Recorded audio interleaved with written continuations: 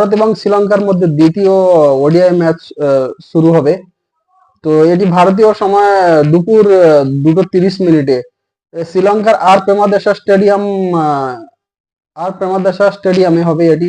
3টি ম্যাচ এই স্টেডিয়ামে অনুষ্ঠিত হবে। তো প্রথম ম্যাচে যদি দেখি ভারত এবং শ্রীলঙ্কার মধ্যে প্রথম ম্যাচটি টাই হয়ে গিয়েছে, ড্র হয়ে গিয়েছে।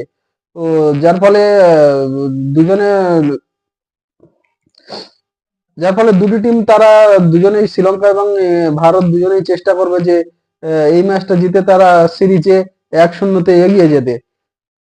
তো প্রথম ম্যাচে শ্রীলঙ্কা 230 রান করেছিল, সেই 30 রানের জবাবে ভারত 230 রান করে দেয়। ভারত সেই ম্যাচটি জিততে পারেনি এবং প্রথম ম্যাচটিকে দেখা গিয়েছিল যে পিচে ম্যাচ হয়েছিল সেই পিচটা স্পিন সহায়ক ছিল এবং স্পিনারদের অনেক হেল্প করেছে। তো শ্রীলঙ্কার তরফ থেকে 4 জন স্পিনার খেলা